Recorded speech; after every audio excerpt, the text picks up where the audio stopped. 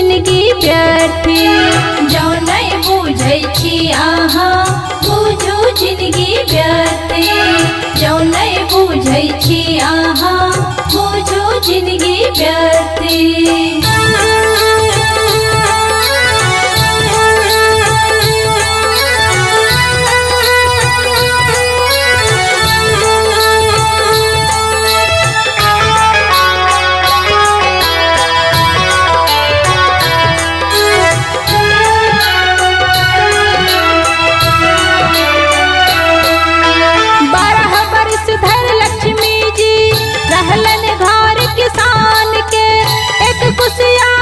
चोरी कारण ताप चलन भगवान के।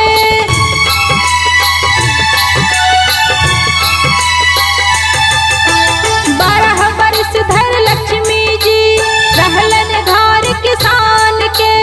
एक कुशियारक चोरी कारण ताप चलन भगवान के। सेवा सा प्रसन्न भगहलन अटल रहे सामर्थी। सेवा सा प्रसन्न भगहलन अटल रहे सामर्थी।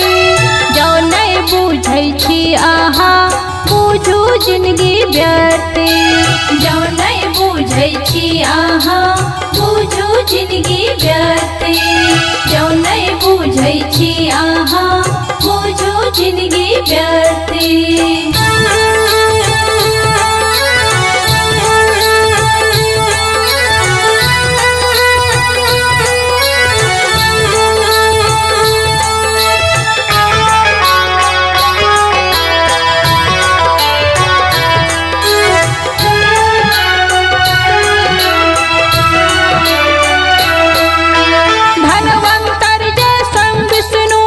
होत अछि पूजा हुनकर अनुग्रह पदा कमल संभव अर्धांगिन छथि जिनकर।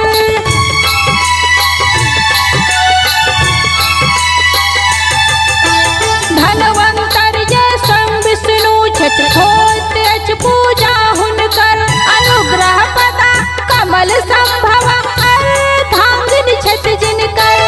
संजय पाबि सकै छी भक्ति रहि केवल निस्वार्थी। सुजाता पाबि सकै छी भक्ति रहि केवल निस्वार्थी। जो नहीं बुझै छी अहाँ बुझू जिंदगी व्यर्थी।